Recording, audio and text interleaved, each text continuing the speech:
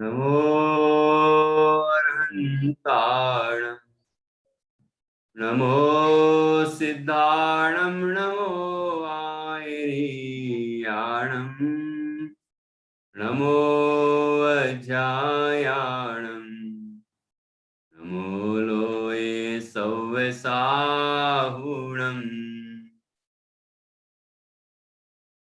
अरहंत सिद्ध साहु तिर्यं जिणधम्म वयण पडिमाहु जिण निलयाय नवदेवादिन्तु मे बोहि मंगलम भगवान वीरो मंगलम गौतमो गणी मंगलम कुंद कुंदाद्यो जैन धर्मोस्तु मंगलम सर्वे मंगल मांगल्यम सर्वे कल्याण कारकम प्रधानम सर्वधर्माणां जैनम जयतु शासनम जैनम जयतु शासनम श्रीपतिर्भगवान् पुष्यात् भक्तानां वसमीहितम् यद्भक्ति शुल्कतामेति मुक्तिकन्या करग्रहे।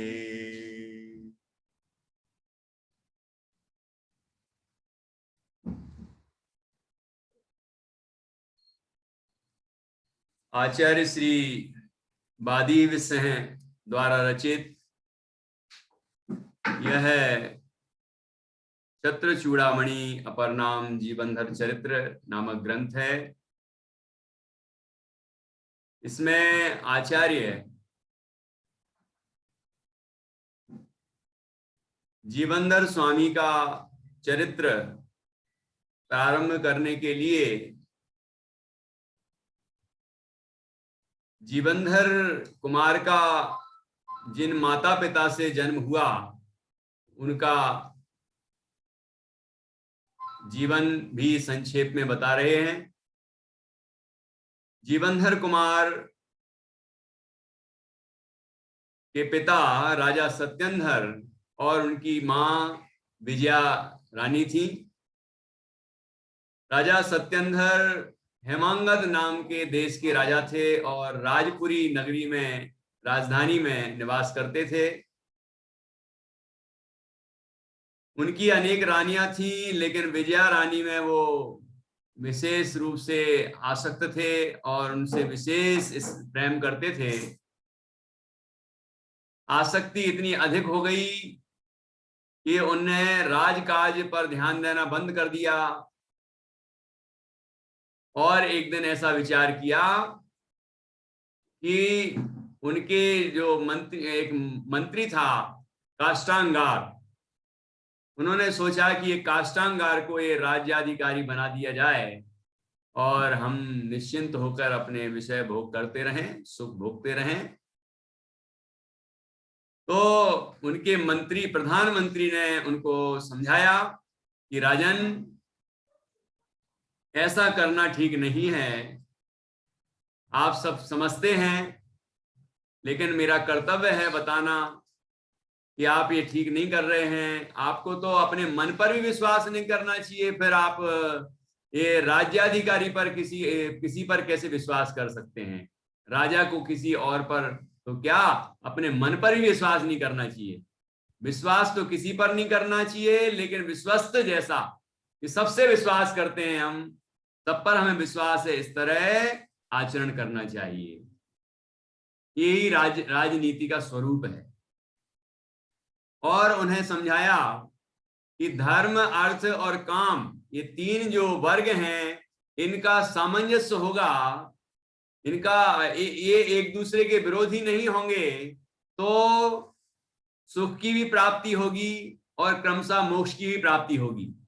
इसलिए आप जो काम के लिए धर्म और अर्थ को छोड़ रहे हैं, ये ठीक नहीं है। धर्म को छोड़ रहे हैं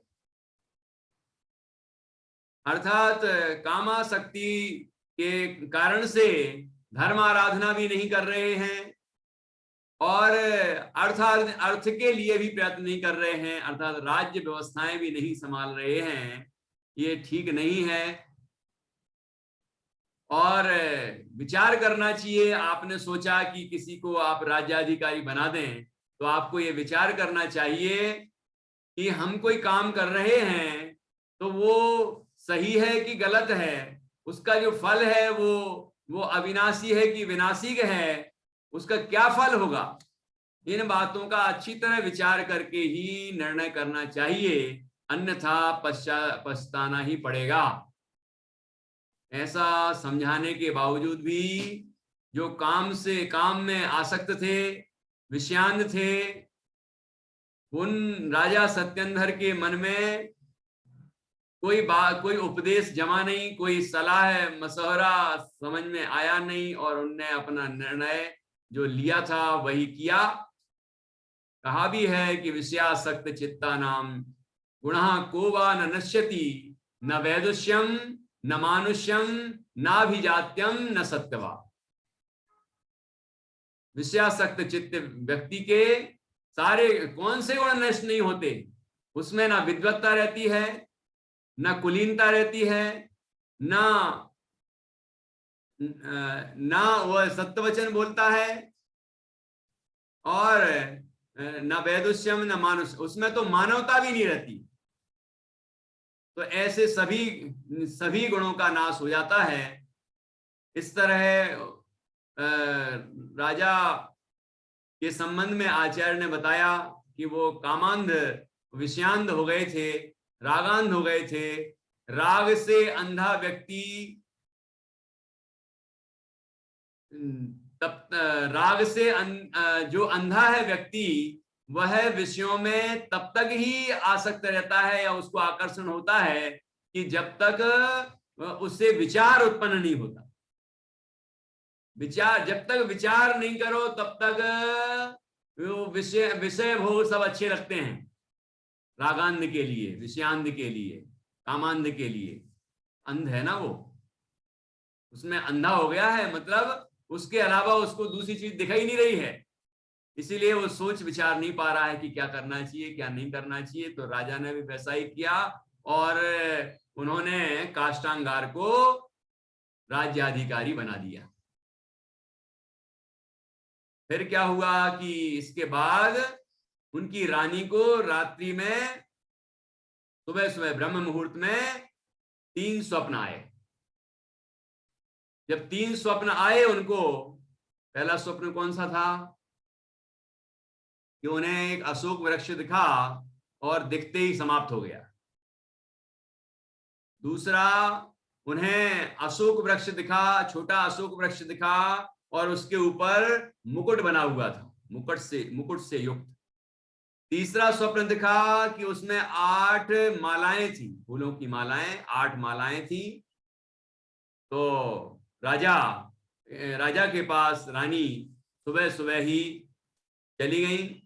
नित्य कर्म से फुर्सत होने के बाद वो वहां गई, और उन्होंने अपने राजा को ये 3 स्वप्न बताए। तो राजा ने क्रम भंग करके तीनों का फल बताना शुरू किया, क्योंकि ये स्वप्न आते हैं ना, जो ये कोई ना कोई संकेत देते हैं, ये कारक नहीं है, ये सूचक हैं।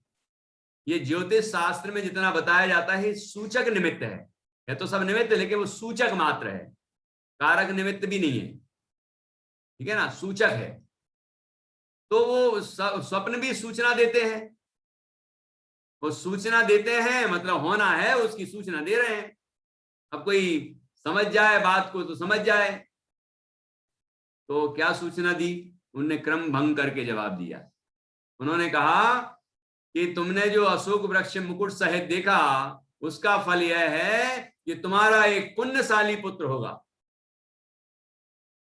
दूसरा, जो 8 मालाएं देखी हैं तुमने स्वप्न में, तो इसका तात्पर्य यह है कि तुम्हारा वह पुत्र 8 सौभाग्यशालिनी शीलवती स्त्रियों का स्वामी होगा, मतलब उसकी 8 धर्म पत्नियां होंगी। तो रानी ने कहा ये पहले का जवाब क्यों नहीं दिया। उनने पूछा कि हे राजन, पहला जो स्वप्न देखा था उसका तो फल बताइए। तो राजा ने कहा कि इसका भी ऐसा ही कुछ फल है। और उनका मुख जो है मलिन हो गया, मतलब चेहरा मुरझा गया, या दुख दुख से मुरझा गया। दुखी चेहरा को देखकर रानी को, रानी भी तो समझदार होती है, कोई ऐसी थोड़ी है, बहुत बुद्धिमती होती है, तभी तो पटरानी है, ऐसी थोड़ी है। महापुरुषों की जो स्त्रियां होती हैं, पत्नियां, धर्म पत्नियां होती हैं, वो भी बहुत महान होती हैं, विदुषी होती हैं, सब समझदार होती हैं। तो वो मुख के मलिन भावों को उनने समझ लिया, और उन्हें जो शंका आशंका हुई उसको जानकर वो मूर्छित हो गई, बेहोश हो गई। फिर राजा ने उनको उनकी मूर्छा को दूर करने के उपाय किया। तो वो होश में आई, तो उनको कहा सचेत होने के बाद कि तुम अभी से मुझे मरा हुआ क्यों समझती हो। मतलब वो रानी तो समझ गई थी कि क्या कहना चाह रहे हैं, तो राजा भी समझ गए कि इनने समझ लिया है कि अभी से मरा हुआ क्यों समझ रही हो, जब मरेंगे तब मरेंगे, अभी से क्यों मरा हुआ समझ रही। तो इस तरह उनको समझाया, और फिर समझा बुझा के राजी खुशी करके फिर विषय भोग में ही लग गए। देखो, लोग कहते हैं कि हमें भविष्य का पता चल जाए तो मैं ऐसा करूंगा और ऐसा करूंगा और वैसा करूंगा। ऐसा कुछ नहीं है। जीव की जो प्रवृत्ति है ना, उस प्रवृत्ति पर निर्भर करता है कि वो क्या करेगा। मतलब ये कि कई कई लोग ऐसे हैं जो ऐसे एक्सीडेंट से गुजरे कि मरने की स्थिति से बाहर निकले हैं, तो उस समय तो विचार यही करते थे कि अब तो मैं अपना कल्याण करूंगा, मेरा जीवन बच जाए तो अब तो मैं पूरा जीवन धर्म की आराधना करूंगा, और ये संसार में अब नहीं रुलूंगा, संसार को नहीं बढ़ाऊंगा। और जैसे ही ठीक होते हैं सब जो कहते हो सब भूल जाते हैं। जैसे कि देवता लोग जो 6 महीना, देवता लोग जो है ना, वहां से जब 6 महीने पहले उनकी माला मुरझाती है, या आंखों की ज्योति नष्ट कमजोर होने से उनकी माला मुरझाई हुई उनको दिखती है, तो उन्हें समझ में आ जाता है अब मेरी मृत्यु होने वाली है 6 महीने पहले से, तो विलाप करने लग जाते हैं। कई देव ऐसा सोचते हैं कि मुझे यहाँ नहीं जाना, मुझे वहां नहीं जाना, वहां ये दुख है, यहाँ ये दुख है, सब विचार कर लेते हैं। और सोचते हैं कई लोग कि अब मैं तो अगले जन्म में मनुष्य बन के और दिगंबर मुनि बनूंगा, आत्म साधना करूंगा। लेकिन जैसे ही मनुष्य बनते हैं सब भूल जाते। गर्भ में 9 महीना रहता है बच्चा, तो ये विचार करता है कि मैं गर्भ से बाहर कैसे निकलूं, ये कष्ट सहा नहीं जाता। जैसे ही मैं निकलूंगा, अब तो इस जन्म में मैं मुनिव्रत धारण करके और संसार सागर का नाश करूंगा, मोक्ष का मार्ग अपनाऊंगा और मोक्ष की प्राप्ति करूंगा। ऐसी भावना करता है, और जन्म लेते ही सब भूल जाता है। सागर चक्रवर्ती को तो याद कराना पड़ा, मणि केतु देव को बार बार अनेक प्रश्नों के द्वारा याद कराना पड़ा कि हम दोनों मित्र थे, मित्र देव, और हमने ये प्रतिज्ञा की थी, बच्चों को कहानी सुनाई थी हमने, तो ये प्रतिज्ञा की थी कि हम जो पहले मनुष्य बनेगा, तो जो देव होगा वो उस मनुष्य को जाके ये प्रतिज्ञा याद दिलाएगा कि हमने क्या प्रतिज्ञा की थी, और फिर हम दीक्षा लेंगे। मनुष्य जो होगा वो दीक्षा लेगा। बार बार याद दिलाने गए, लेकिन याद नहीं आई। फिर कई उपाय किए, मैं अब कहानी नहीं सुना रहा हूं, कथा 32 में भी इसका संकलन किया है। तो अब राजा जो है, राजा और रानी दोनों ही, जब दोनों के मन में जरा शांति सी हुई, आश्वस्त हुए, तो विषय भोग में लग गए। उनने ये नहीं सोचा कि अब जब हमारी मृत्यु नजदीक है तो कुछ उपाय कर ले, ऐसा नहीं सोचा राजा ने। स्वप्न का फल तो समझ गए थे। और फिर कुछ ही दिन बाद क्या हुआ, कुछ ही दिन बाद उन रानी के का जो गर्भ है वो थोड़ा बढ़ने लगा। मतलब राजा को समझ में आ गया कि जो हमने इसने स्वप्न देखे थे वो बिल्कुल सही हैं, इसका विश्वास हो गया। तो उनने वंश की रक्षा के लिए फिर उपाय करना शुरू किए, वंश रक्षात उपाय किए। और यहां क्या हुआ, काष्टांगार जो था उसके मन में भी कुटिल विचार आने लगे। अब क्या करने वाला है वो, अब आगे हम पढ़ते हैं। यहां पर 30 श्लोक हमारे हुए थे और 30वें श्लोक में बहुत सुंदर नीति आई थी। यहाँ पर रानी रानी को जब राजा ने संबोधित किया तो आचार्य ने यहाँ पर नीतियां बतलाई हैं और उसमें एक बहुत सुंदर बात आई थी। ये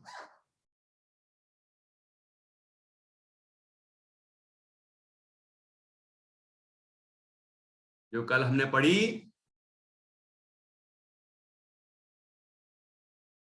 विपदा परिहाराय शोकः किं कल्पते नृणाम् पावके नहीं पाता स्यादातप क्लेश शांतये।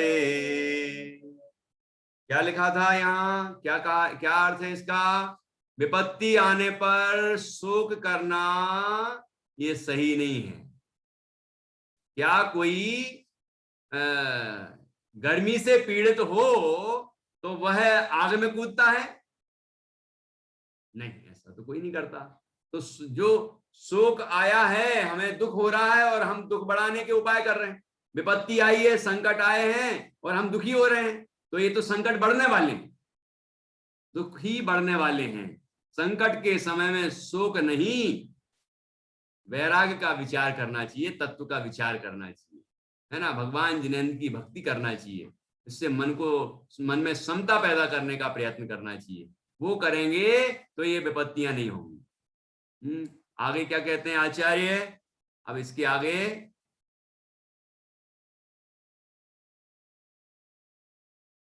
31वें श्लोक में आचार्य कहते हैं संकट परिहार का सही उपाय। क्या है सही उपाय संकट के परिहार का? अतो व्यापक प्रतिकारम धर्म वे विनिश्चिनु प्रदीपैर्दीप्ते देशे नहीं अस्ति तमसो गति। क्या अन्वयार्थ क्या है कि क्या इसलिए निश्चय से आपत्ति के नाश का उपाय धर्म ही है?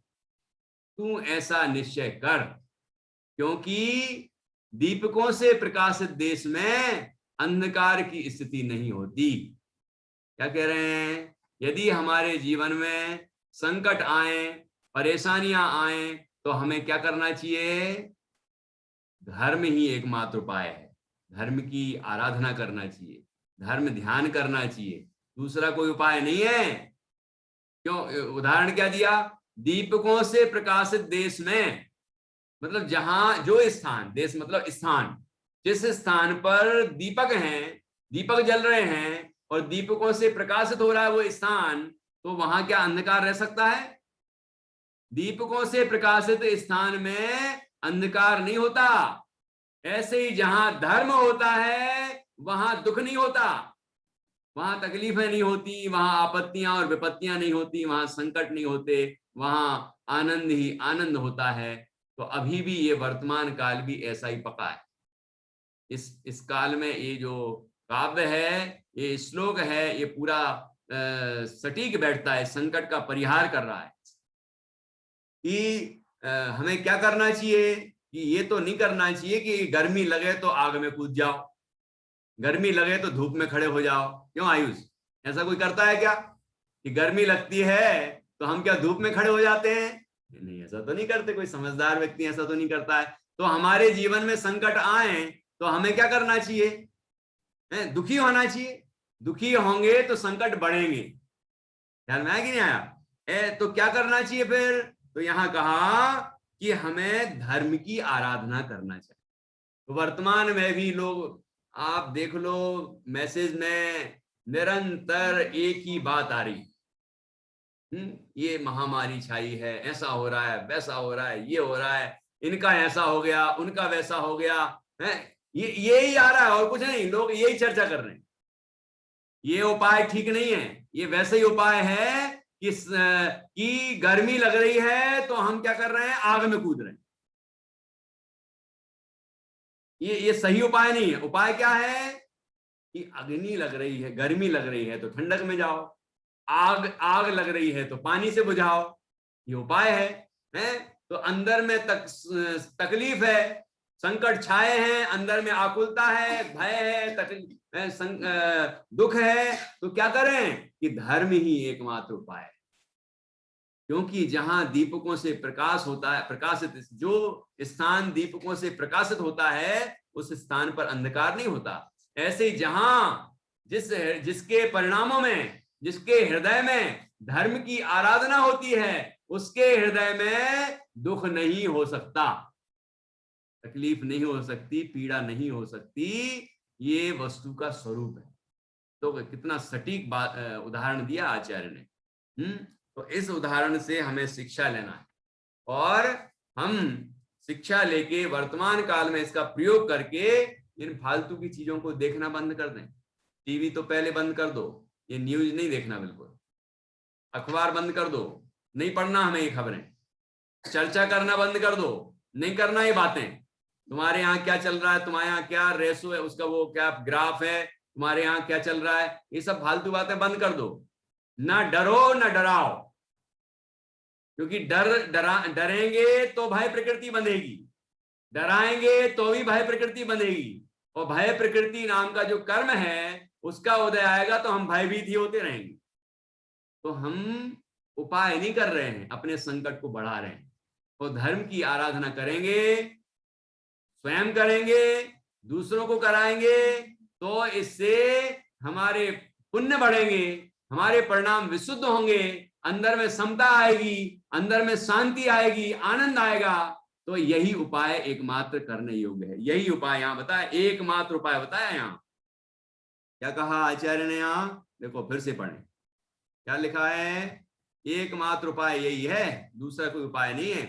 क्या इसलिए निश्चय से आपत्ति के नाश का उपाय धर्म ही है? तू ऐसा निश्चय कर, क्योंकि दीपकों से प्रकाशित देश में अंधकार की स्थिति नहीं होती। देखो ये बात कही आचार्य ने।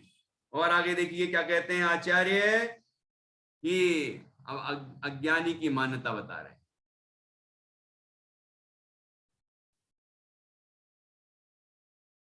देखो, अज्ञानी की दुख संबंधी मान्यता क्या है? इस प्रकार स्वामी के वचनों से प्राप्त हुआ है विश्वास, जिसको ऐसी यह रानी पति के साथ पहले की तरह रमण करने लगी। अब आगे क्या कहते हैं आचार्य, निश्चय से दुख के समय ही दुख की चिंता होती है। अभी जब तकलीफ हो रही थी इस बात से कि अरे स्वामी, जो हमारे उनके स्वामी हैं वो शांत होने वाले हैं, क्योंकि ये स्वप्न का फल है, और उनको भी लग रहा था कि अब मैं जाने वाला हूं। तब तक तो उस विकल्प से दुख हो रहा था, अब वो विकल्प शांत हुआ, बस तो मजे करो, बस जब होगा तब देखेंगे। ये सोच लिया ना, जब होगा तब देखेंगे, बाद में देखेंगे। और तो इसीलिए लिखा आचार्य ने, दुख के समय ही दुख की चिंता होती है। अभी अभी तो दुख का समय नहीं आया ना। आगे क्या कहते हैं आचार्य, संकट की सत्यता का प्रमाण। अब ये तो मैंने आपको बता दिया, पढ़ते हैं यहाँ। इसके पश्चात स्वप्न से सचेत हुआ और फिर अचेत, पहले तो सचेत फिर अचेत। सचेत ऐसे हुआ, अरे ये जो स्वप्न आए थे बिल्कुल सत्य हैं, क्योंकि रानी गर्भवती हो गई हैं, मतलब ये सारे स्वप्न, तीनों स्वप्न बिल्कुल सत्य हैं। तो पहले तो सचेत हुआ और फिर अचेत हुआ, मतलब फिर से गाफिल हो गया, विषयांध हो गया, फिर विषयों में लीन हो गया, और फिर अचेत इस राजा को ज्ञान कराने के लिए ही मानो रानी विजया गर्भ के भार को धारण करती है। अभी पहले सचेत हुआ फिर अचेत हुआ, है ना, और अब गर्भ धारण कर लिया रानी ने, तो और उसको मन में आ रहा है कि अब क्या होने वाला है। अपनी रक्षा में तत्पर यह राजा गर्भ के लक्षणों सहित रानी को देखकर खोटे स्वप्नों के फल के निश्चय से पश्चाताप करने लगा। ये मैंने पहले बता दिया है, आगे देखिए। राजा का पश्चाताप। अभाग्य से मैंने मंत्रियों के वचनों का वृथा उल्लंघन किया। निश्चय से विवेक रहित पुरुष अंत समय में अर्थात दुख मिलने पर सज्जनों के वाक्यों का विश्वास करते हैं। अब उन्हें विश्वास आता है कि अरे उनने जो कहा था बिल्कुल सही कहा था, हम उनकी बात मान लेते तो ठीक रहता, लेकिन हमने बात नहीं मानी, ये हमने बहुत बड़ी गलती की, लेकिन अब पछताने से क्या होने वाला है। अब क्या होने वाला है, आगे लिखते हैं आचार्य। पश्चाताप की निरर्थकता। निश्चय से असमय में की गई इच्छा इच्छित कार्य को पूर्ण नहीं करती है। जैसे फल लगने का समय आ जाने पर क्या फूलों का ढेर इकट्ठा किया जा सकता है? बिल्कुल नहीं। पहले क्या आते हैं पेड़ में? पहले आते हैं फूल, और उसके बाद वो फूल बनते हैं फल। अब फल बन गए तो फूलों का ढेर इकट्ठा कर सकते हैं क्या? कि अब इस पेड़ को थोड़ा हिलाओ और फूल झड़ेंगे और फूलों का ढेर हम इकट्ठा करेंगे। ये फूल झड़ेंगे कैसे? जब वो फूल अब फल बन गए, अब कैसे है? ऐसे ही यहां पर लिखा, निश्चय से असमय में की गई इच्छा इच्छित कार्य को पूर्ण नहीं करती है। अब समय चला गया, जो उनको सोचना चाहिए था उस समय सोचना था, जब मंत्रियों ने समझाया था तब समझना था। और तब तो समझे नहीं, तब तो गाफिल रहे, विषयों में लीन रहे। अब पछताने से क्या होने वाला है। क्या है श्लोक देखिए। नहीं अकाल कृता वांछा, बहुत सुंदर श्लोक है, याद करना चाहिए। नहीं अकाल नहीं अकाल वृथा वांछा संपुष्णाति समीहितम। संपुष्णाति समीहितम किं पुष्पावचया शक्या, किं पुष्पावचया शक्या फलकाले समागते, फलकाले समागते। नहीं न ही मतलब वास्तव में अकाल कृता वांछा, असमय में की गई इच्छा। संपुष्णाति समीहितम, समीहितम मतलब जो इच्छित कार्य है उसको न संपुष्णाति, कि पूर्ण नहीं करती। कि जब समय चला गया, समय बीत गया, अब एग्जाम है, एग्जाम के पहले तो तैयारी नहीं की है, एग्जाम खत्म हो गया, अब तैयारी करने की सोच रहे हैं, तो क्या होगा? ऐसे थोड़ी होता है, समय चला गया। अब एग्जाम देने जा रहे थे, वही बच्चे, कई बच्चे क्या करते हैं, एग्जाम शुरू होने के आधा घंटे पहले याद पढ़ना शुरू, अरे भैया एग्जाम आने वाला, क्या होगा। रात भर तो पढ़े नहीं, पहले भी नहीं पढ़ाई की, अब अचानक पढ़ रहे हैं, क्या होगा? साफ साफ दिख रहा है कि असफलता होने वाली है।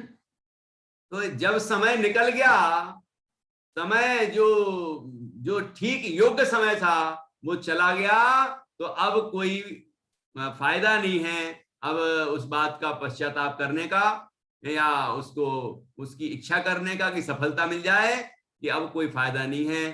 क्योंकि किम पुष्पावचय अवचय, क्या पुष्प चुने जा सकते हैं, मतलब प्राप्त किए जा सकते हैं। शक्या मतलब सकते हैं। फल काले समागते, कि फल का काल आ जाने पर, जब फल लगने लग गए उसमें, तो क्या तब फूलों को इकट्ठा कर सकते हैं, फूलों का ढेर इकट्ठा कर सकते हैं? कि कर ही नहीं सकते, क्योंकि समय था वो चला गया। ऐसा सुंदर यहाँ पर नीति वचन है, इसको याद करना चाहिए। नहीं अकाल कृता वांछा संपुष्णाति समीहितम, किम पुष्पावचया शक्या फल काले समागते। इस तरह आगे बढ़ते हैं। अब ये 36वां श्लोक है, इसके पहले 30वां आया था, उसको भी अच्छे से याद करें, 10वां याद करें। अब देखिए क्या कहते हैं। राजा सत्येंद्र का वंश रक्षार्थ प्रयास। इस प्रकार दुख से पीड़ित राजा ने वंश की रक्षा के लिए मयूर आकृति यंत्र बनाया। निश्चय से सज्जनों की आस्था यश रूपी शरीर में ही होती है, नाशवान पुरुषाकार जड़ शरीर में नहीं होती। कि अब भाई, अब हम तो जाने वाले हैं और उनको सब समझ में आ गया है कि क्या होने वाला है, तो कम से कम जो हमारा वंश है वो तो आगे चले। तो अपने वंश की रक्षा के लिए जो रानी के गर्भ में पल रहा है उसकी रक्षा के लिए उपाय करने लगे। क्योंकि लोग कहते हैं, जैसे बुजुर्ग लोग कहते हैं, हम हमारे ससुर साहब कहते थे, मूल से ज्यादा मुझे ब्याज प्यारा है। तो वो जो बच्चे हैं उनसे ज्यादा लाड़ करते थे। तो मूल से ज्यादा कौन प्यारा है? ब्याज, ऐसा कहते हैं। ऐसे यहाँ क्या कर रहे राजा कि अपने तो जो होने वाला है वो तो पता चल गया उनको क्या होने वाला है, कम से कम अपने बच्चों को तो बचा लें। तो सज्जनों की आस्था यश रूपी शरीर में ही होती है, नाशवान पुरुषाकार जड़ शरीर में नहीं होती। आगे क्या लिखते हैं आचार्य? रानी की दोहल क्रीड़ा, मतलब रानी को दोहला हो रहे हैं। दोहला मतलब इच्छाएं पैदा होती हैं गर्भवती महिलाओं को, उसको दोहला कहते हैं। तो क्या इच्छा हुई उनको? तो क्या किया राजा ने कि फिर राजा दोहल क्रीड़ाओं का अनुभव कराने के लिए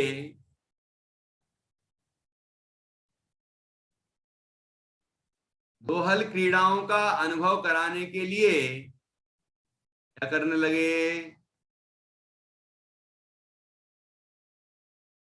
क्रीड़ोद्यान में मयूर यंत्र में बैठी हुई विजया रानी को मेघों के मार्ग अर्थात आकाश में विहार कराने लगे। मेघों के मार्ग में विहार कराने लगे, मतलब वो जो मयूर आकृति यंत्र बनाया था, देखो ये है, तो उसमें बिठाल के रानी को अभ्यास करा रहे हैं कि कैसे इस विमान को उड़ाया जाता है, कि जब संकट का समय आएगा तो क्या करेंगे, यही तो सहायता करेगा। इसमें बैठ के रानी को उड़ा देंगे, मतलब रानी को उड़ाना सिखा देंगे, तो रानी यहाँ से उड़ के और दूसरी जगह पर सुरक्षित स्थान पर चली आएंगी, तो कम से कम वंश की तो रक्षा हो जाएगी। ऐसा विचार करके उनके मयूर आकृति यंत्र में दोलन मतलब आकाश में विहार करा रहे थे, और उनकी इच्छा भी ऐसे हो रही थी, क्योंकि इच्छाएं भी वैसी होती हैं जैसा होने वाला होता है। तो उसी तरह की उनकी इच्छाएं हो रही थी। इस तरह से यहाँ आगे बढ़ते हैं। अब काष्टांगार का विचार बता, तो क्या कहते हैं? उस समय ही कृतज्ञता और राजघातक की संज्ञा को सिद्ध करता हुआ और पृथ्वी को अपने अधीन करने की इच्छा से काष्टांगार ने यह विचार किया। काष्टांगार के मन में क्या कुटिल विचार आया, देखिए। पराधीन जीवन से मरण श्रेष्ठ, काष्टांगार विचार कर रहा है। राज्याधिकारी बना दिया है उसको, और वो सारे राज्य का संचालन कर रहा है, लेकिन राजा नहीं है वो अभी। तो उसके मन में क्या विचार आए हैं? कुटिल विचार, खोटे विचार आए। क्या विचार आए कि पराधीन जीवन से तो प्राणियों का मरण श्रेष्ठ है। वो ये सोच रहा है कि अभी भी तो हम पराधीन ही है, राजा की आज्ञा ही चलती है, राजा का ही अधिकार है, लेकिन हमें सौंप दिया, भले ही हम कर रहे हैं, लेकिन मालिक तो वही है ना। तो ऐसे पराधीन जीवन से मरण अच्छा है, ऐसा विचार कर रहा। ये बात तो सही है कि पराधीन जीवन से तो प्राणियों का मरण श्रेष्ठ है, लेकिन ये संदर्भ अलग है। इस संदर्भ में वो जो विचार कर रहा है वो कुटिल विचार है, क्योंकि वो राजद्रोह करने वाला है। आगे क्या कहते हैं? वन में सिंह को सिंहपना, वन के पशुओं का स्वामित्व किसने दिया है? अपने पुरुषार्थ से ही उसने प्राप्त किया है। डॉक्टर साहब बताते हैं, हुकुमचंद जी बहादुर साहब कहते शेर का रास्ता कौन करता है? कोई जंगल का राजा उसको बनाया जाता है क्या कि राज सलग कर देते हैं, अब आप राजा हुए इस जंगल के? नहीं, वो अपने पुरुषार्थ से, वह पुरुषार्थ से, अपने शौर्य से राजा कहलाता है। वो सबसे सूरवीर होता है पूरे जंगल में, इसीलिए जंगल का राजा कहलाता है शेर। ठीक है ना? तो ऐसे ही वो विचार कर रहा है काष्ठांगार कि हमें भी पुरुषार्थ करके और राज्य पर अधिकार प्राप्त करना चाहिए, ऐसा वो विचार कर रहा है। तो फिर क्या हुआ, काष्ठांगार की कुटिलता। अब वो कुटिल विचार करता है। क्या विचार करता है कि राजा के साथ द्रोह करो, ऐसा राजा से द्रोह करने वाला देवता नित्य ही मुझसे कहता है। इस प्रकार उसने मंत्रियों से कहा। क्या युक्ति बनाई उसने कि वो सबसे कह रहा है, युक्ति बना के झूठे स्वप्न दिखा, मतलब स्वप्न की कहानी सुना के कि मुझे बार बार स्वप्न में आता है एक देवता और वो बार बार मुझसे कहता है राजा के साथ द्रोह करो, राजा के साथ द्रोह करो, मतलब राजा को खत्म करो और तुम खुद राजा बनो, ऐसा कहता रहता है। तो राजद्रोही देव के कथन का विचार। अब देखो क्या होता है, इसका अंत अच्छा है अथवा बुरा है, इसका क्या परिणाम होगा, इस विषय का तुम विचार करो। यह वृत्तांत अभी तक बिना विचार किया हुआ है। सबके सामने ये बात रखी है कि भाई हमें ऐसा ऐसा देवता कहता रहता है, अब आप लोग बताओ कि हम क्या करें, क्योंकि वो खुद अकेला ही चाहेगा ऐसा तो कर नहीं पाएगा। वो सोच रहा है कुछ लोग तो उसके साथ में आ जाएं, है ना, मंत्री साथ में होंगे तो फिर आगे भी बढ़ेंगे और पूरी सेना को ही साथ में ले लेंगे और फिर राजा के ऊपर आक्रमण कर देंगे और राजा को समाप्त करके खुद राजा बन जाएगा। ऐसी योजना है। तो शुरुआत कर दी उसने। मंत्रियों के विचार जानना चाह रहा है। तो क्या कहा आचार्य ने, नीति क्या बताई, जब यह विचार निश्चय से तर्क पर चढ़ेगा तब ही स्थिर निश्चित हो जाएगा। तर्क की कसौटी पर इसको जब कसेंगे तब पता चलेगा ये कितना सही है कितना गलत है, सही है क्या करना चाहिए क्या नहीं करना चाहिए। काष्ठांगार की और कुटिलता, और कुटिलता क्या कि काष्ठांगार कहता है कि मैं तो यह कहते हुए भी लज्जित हूं, किंतु देवता के भय से मैंने यह कहा है। मुझे तो लज्जा आ रही है कि मैं कैसे कहूं कि देवता हमसे बार बार कहता है कि अपने राजा को मारो, राजा से द्रोह करो, ये बार बार कहता है, लेकिन मुझे तो बड़ा दुख हो रहा है कहते हुए, लज्जा आ रही है, शर्म आ रही है कि मैं आपसे ऐसा कैसे कहूं, लेकिन मैं क्या करूं, कहना पड़ रहा है मुझे, देवता से बहुत डर लगता है मुझे, पता नहीं क्या करेगा वो हमारा। निश्चय से पापियों के मन में कुछ होता है और वचन में कुछ होता है और कृति में कुछ अन्य ही होता है। मन में कहा ना, मन में होए सो वचन उचरिए, वचन होए तन सोने तन सो तन सो करिए। तो वो मार्दव धर्म, वो सरलता के उसमें है ना प्रसंग में, आर्जव धर्म के प्रकरण में। तो लेकिन उल्टा पापी क्या करते हैं, उससे उल्टा करते हैं। मन में कुछ, चिंतन कुछ, फिर संभाषण कुछ, वृत्ति कुछ की कुछ होती है, ये स्थिति बनती है। तो यहां क्या कहा, निश्चय से प्राणी पापियों के मन में, पापियों के मन में कुछ होता है और वचन में कुछ होता है और कृति में कुछ अन्य ही होता है। पापियों के मन का इस तरह का ये मायाचार होता है, ऐसी कुटिलता होती है। तो आचार्य यहां कह रहे हैं वो काष्ठांगार कह कुछ रहा है, सोच कुछ रहा है और कर कुछ और ही रहा है, उसके मन की कुटिलता है, ये सारे कुटिल विचार हैं उसके। तो आगे देखिए क्या परिणाम होता है, वो जब ऐसी युक्ति बना के और कुटिल विचार राजसभा में रखता है मंत्रियों के सामने, तो अब क्या होता है देखिए।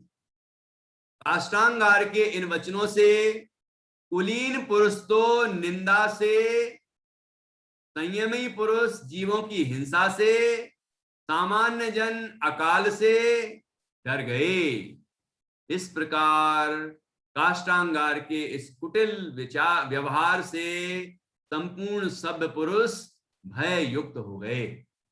तब भयभीत हो गए कि ऐसा कुटिल विचार कर रहा है कि राजा के साथ द्रोह करो, और राजा को के साथ द्रोह किया तो क्या आपत्तियां आने वाली हैं? कुलीन पुरुष क्या करने लगे कि उसकी निंदा करने लगे, नहीं नहीं ऐसा नहीं करना, राजद्रोह करना ठीक नहीं है, ऐसा मत करो ऐसा मत करो। संयमी पुरुष क्या करने लगे कि वो जीवों की हिंसा से भयभीत हो गए कि अब जीवों की हिंसा होगी, मतलब मार काट होगी, अभी लड़ाई झगड़े होंगे, हैं? तो ऐसा विचार। और सामान्य जन अकाल से डर गए कि ऐसा सोचने लगे कि ऐसा ना हो कि वो देवता जो आके अकाल पाड़ दे यहाँ पर, है ना, सब सारे राज्य को नष्ट कर दे, अकाल पड़ जाए और पता नहीं क्या क्या विपत्तियां आपत्तियां आ जाएं। इस तरह सब अपने अपने तरह से विचार कर रहे थे।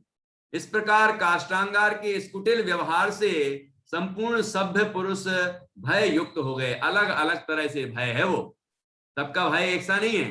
कोई किसी बात से भयभीत हो रहा है, कोई किसी बात से भयभीत हो रहा है। तो क्या हुआ आगे फिर? स्वामी भक्त सेवक का स्वरूप। उस समय धर्मदत्त नाम के मंत्री ने अपनी जान को जोखिम में डालने वाली वाणी कही। निश्चय से स्वामी की अतिशय भक्ति अपने प्राणों की परवाह नहीं करने वाली होती है। जैसे कि वो प्रधानमंत्री ने समझाया था राजा को, तो ये सब अपनी जान को हथेली पर लेके चलते हैं। अभी हमने राजा के विरुद्ध बोला, और ऐसा ना हो कि राजा को गुस्सा आ जाए और पता नहीं क्या कर दे, फांसी पे चढ़ा दे। अब यहाँ काष्टांगार का पूरा दबदबा चल रहा है, राज्याधिकारी वही है, और ऐसा ना हो कि हम ये विचार रखें उसके विरुद्ध और वो हमारे लिए मृत्यु का आदेश दे दे। लेकिन वो स्वामी भक्त है ना, राजा सत्येंद्र के प्रति उसके हृदय में भक्ति है, धर्मदत्त उसका नाम है। तो वह अपने प्राणों की परवाह किए बिना स्वामी की अतिशय भक्ति से बोला। क्या बोला वो? उसने कहा, राजा लोग प्राणियों के प्राण हैं। राजा लोग प्राणियों के प्राण हैं, क्योंकि उनके रहने पर ही प्राणियों का जीवन है। इसलिए राजा पर किया हुआ अच्छा बुरा कर्म प्रजा पर ही किया हुआ होता है। यदि आप राजा के ऊपर आक्रमण करेंगे, राजा को नष्ट करेंगे, राजा को समाप्त कर देंगे, तो ये प्रजा ही समाप्त हो जाएगी। राजा को कष्ट देंगे तो प्रजा ही कष्ट में आएगी। ये राजा के ऊपर आप ऐसा विचार कर रहे हो, ये ठीक नहीं है विचार। ये राजा के ऊपर ही नहीं है, ये प्रजा के ऊपर भी यही आने वाला, प्रजा के साथ भी ऐसे होने वाला है। ये विचार ठीक नहीं है, ऐसा कहा। देखो, ये राजा तो प्राणियों के प्राण होते हैं। राजा पर इतना विश्वास किया जाता है, और राजा गड़बड़ हो तो है तो वो गलत बात है। लेकिन सत्येंद्र राजा महान राजा थे, तो उनके ऊपर प्रजा को इतना विश्वास है, और मंत्रियों को भी इतना विश्वास है। अब वो विषयों में आसक्त होकर अपने अपने कर्तव्य को भूल गए थे। अब पश्चाताप हो रहा है उनको, लेकिन अब पश्चाताप करने से क्या लाभ है? अब तो यहाँ काष्टांगार ने कुयुक्ति बनाना शुरू कर दी, और कैसे राजा को मारा जाए और कैसे पूरे राज्य पर अधिकार किया जाए, ये विचार उसने किया है। अब देखो धर्मदत्त मंत्री आगे क्या समझाता है, आगे क्या कहता है। राजद्रोह में पांचों पाप समाहित। क्या कह रहे हैं? यदि हम राजद्रोह करेंगे तो पांचों पाप हो जाएंगे उसमें। इस प्रकार राजद्रोही पुरुषों के द्रोह में संपूर्ण पुरुषों का द्रोहपना संभव होने पर खेद है, क्या राजद्रोही ही 5 महापापों का करने वाला नहीं होता है? किंतु अवश्य ही होता है। राजद्रोह क्या कहलाता? राजद्रोह राजा के प्रति द्रोह है, मतलब राजा की आज्ञा नहीं मानना, राजा के विरुद्ध चलना है, वो राजद्रोह है। राज्य शासन, राज्य का शासन क्या कह रहा है, संविधान क्या कह रहा है, और हम उसके विरुद्ध चलते हैं, तो ये राजद्रोह है। और इसमें पांचों पाप समाहित हैं: हिंसा, झूठ, चोरी, कुशील, परिग्रह। ये पांचों पाप राजद्रोही के होते हैं, कि वो कुछ भी कर सकता है, राजद्रोही कुछ भी कर सकता है। वो पांचों पाप में से कोई भी पाप कर सकता है। जहां पांच पापों में से एक ही पाप हो रहा हो, तो भी वहां अन्य 4 पाप नियम से होते ही हैं।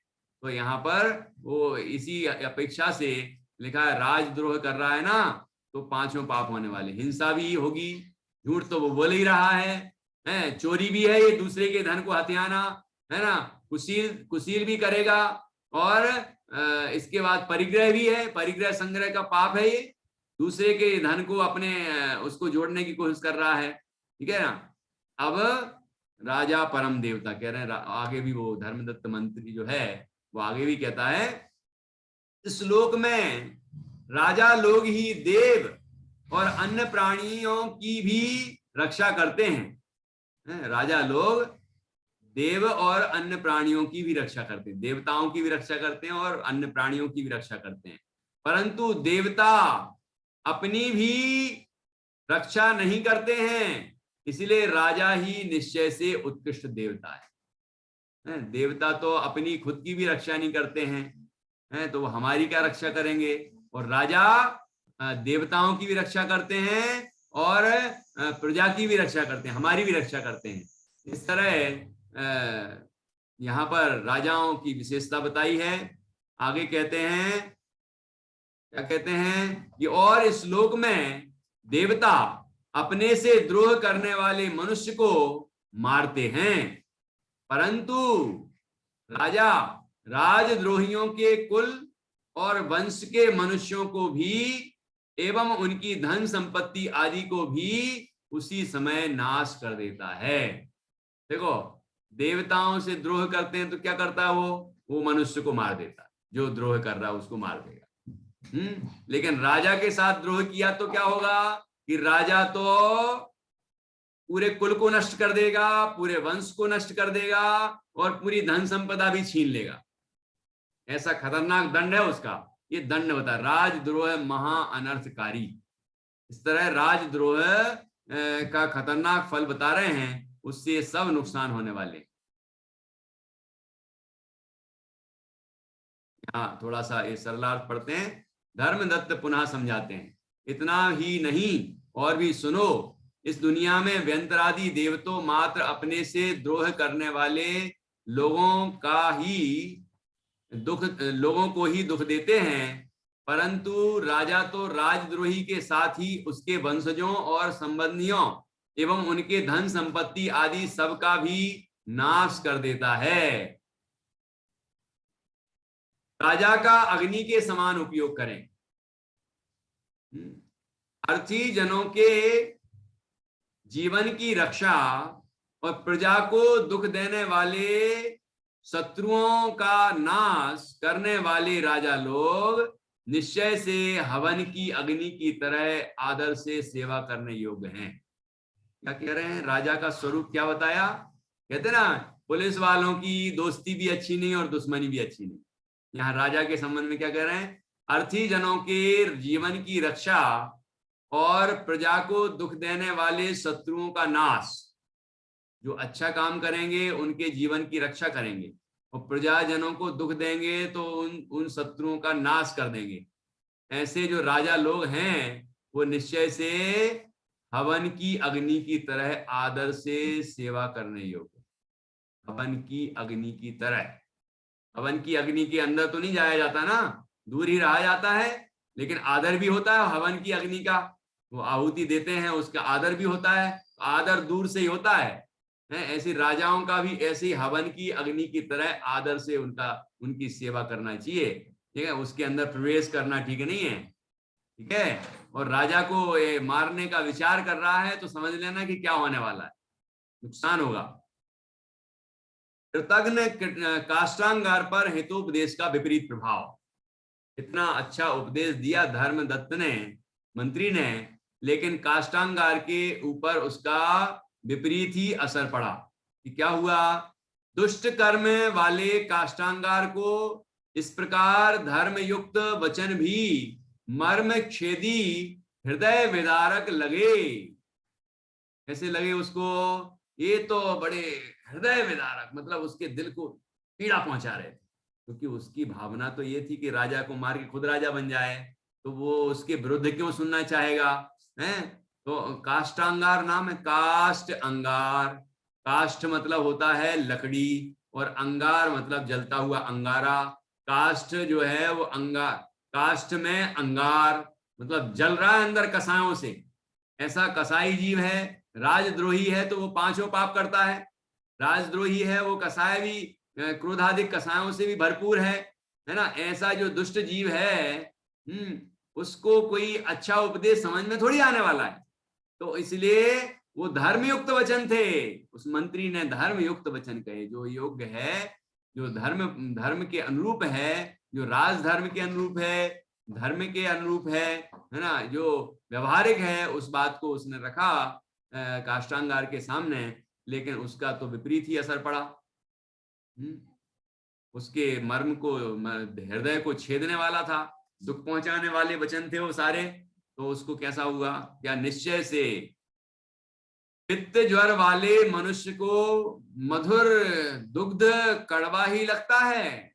किसी को पित्त ज्वर हो, ज्वर बुखार, पित्त ज्वर बोलते हैं उसको, है ना।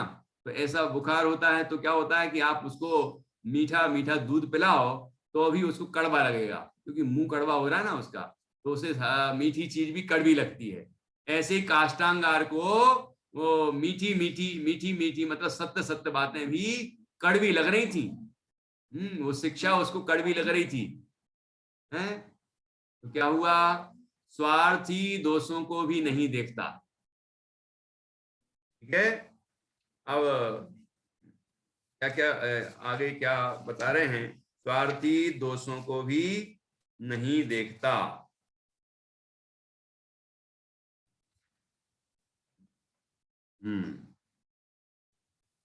यहाँ ये श्लोक अपन पढ़ते हैं आज, बस यहाँ तक ही करेंगे। आगे फिर थोड़ा विशेष विषय आएगा। उसने कृतघ्नता आदि दोषों को और गुरुद्रोह को नहीं देखा, और तो क्या अपनी निंदा का भी विचार नहीं किया। निश्चय से स्वार्थी मनुष्य दोष को नहीं देखता। दोष को नहीं देखता कि इस स्वार्थपने की प्रवृत्ति से क्या दुष्परिणाम होने वाले हैं, क्या दोष उत्पन्न होने वाले हैं, उनको भी नहीं देखता। कि कृतघ्नता आदि दोषों को और गुरुद्रोह को नहीं देखा। ये कृतघ्न हो रहे हैं वो। देख, राजा ने तो उसके ऊपर उपकार किया था, उसको मंत्री था और मंत्री से राज्याधिकारी बना दिया, मतलब उसका तो उपकार मानना चाहिए राजा का। लेकिन जो उपकार नहीं मानने वाला है उसको क्या कहते हैं? कृतघ्न। उपकार मानने वाले को कृतज्ञ कहते हैं, उपकार नहीं मानने वाले को कृतघ्न बोलते हैं। तो वो कृतघ्न कृतघ्न था काष्ठांगार, और राजद्रोही था वो, और वह गुरुद्रोही भी था। गुरुद्रोही मतलब क्या होता है? गुरु जिसने सिखाया हो वो गुरु होता है। तो इनको उनने सिखाया कि कैसे राज चलाया जाता है, कैसे सारे संचालन किए जाते हैं, सब चीजें सिखाई गई उनके द्वारा। अब उन्हीं का वो विरोध कर रहा है और उन्हीं के विरुद्ध काम कर रहा है। तो कह रहे हैं कि वो तो सारे दोषों से युक्त हो गया काष्ठांगार, कि उसने कृतघ्नता आदि दोषों को और गुरुद्रोह को नहीं देखा, और तो क्या अपनी निंदा का भी विचार नहीं किया। कि दुनिया में लोग उसकी निंदा करेंगे, कहेंगे कि कैसा कृतघ्नी था, कैसा गुरुद्रोही था, कैसा राजद्रोही था, कैसा दुष्ट था, कुटिल था, है ना। ऐसे व्यक्ति ने, जिसने अपने राजा का ही घात कर दिया, वो कैसा व्यक्ति होगा? ऐसी निंदा की भी परवाह नहीं कर रहा वो, ऐसा काष्ठांगार। उसने यहाँ पर अपने कुटिल विचार रखे। धर्मदत्त नाम के जो मंत्री थे, उनने धर्मपूर्ण ढंग से, जो नीतिपूर्ण था कथन, वह अपनी जान की परवाह किए बिना वो उसके सामने रखा। काष्ठांगार को बार बार समझाया कि ऐसा नहीं करना चाहिए, ऐसा करने से देश का नुकसान होगा, आपका भी नुकसान होगा, हम सबका नुकसान होगा। ऐसा राजा के साथ द्रोह नहीं करना चाहिए, और ये 5 पापों का कारण है, और ये बहुत बड़ा पाप है। ये सारी बातें उसको समझाई, लेकिन उसे कोई असर नहीं हुआ, उल्टा ही असर हुआ। और उसने अब आगे क्या किया होगा? आगे वो उसका जो साला था, काष्ठांगार का साला, उसने उसका समर्थन किया। वो भी मंत्रिमंडल में था, वो भी एक मंत्री था, उसने उसका समर्थन किया। फिर क्या हुआ? फिर उसने क्या राजा को मार पाया कि नहीं मार पाया? राजा ने क्या किया फिर? ये सारी घटना बहुत अभी आने वाली है। देखिए, कारण भी आपको समझ में आ रहे होंगे कि कारण क्या, राजा के ऊपर यदि संकट आ रहे हैं तो उसका कारण भी है। यदि हमारे ऊपर मुगल्स के संकट आए तो उसका कारण है उस समय के राजा महाराजाओं की जो भी उदासीनता रही होगी। अंग्रेजों ने यदि हमारे ऊपर राज किया तो उसका भी कोई कारण था। हमारे राजा महाराजा और जो शासक लोग थे उनकी क्या कमियां रही। अब अब भी हमारे जीवन में जो कुछ हो रहा है उसका भी कोई कारण होगा।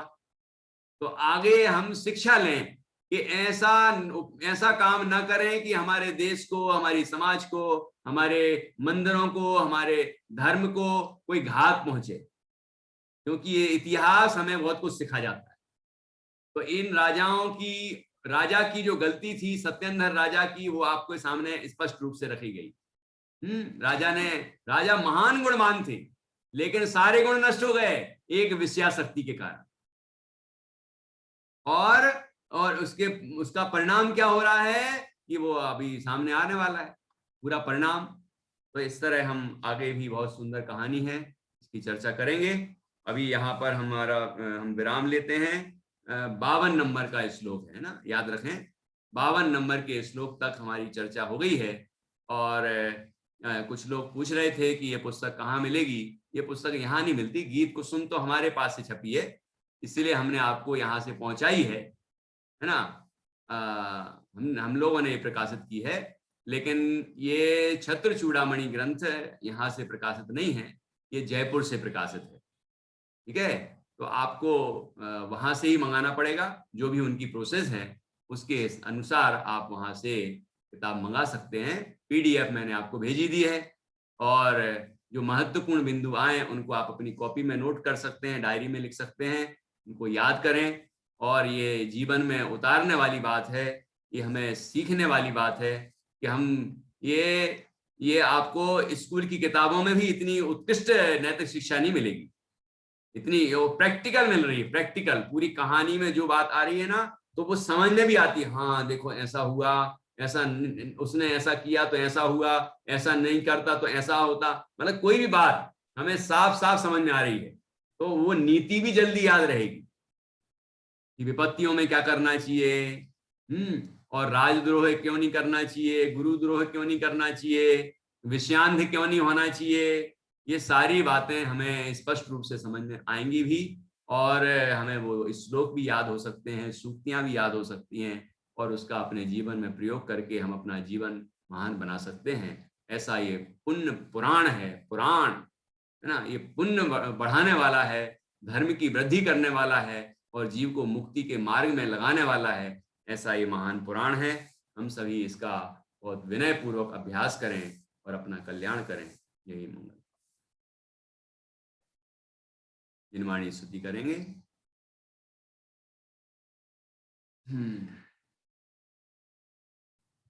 हाँ जी।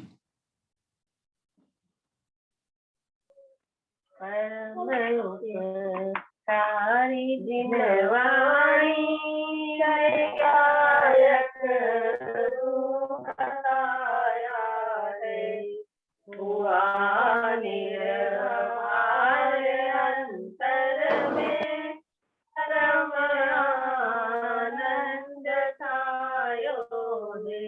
अहो परिपूर्ण ज्ञान रूप प्रभु अक्षय विभवमय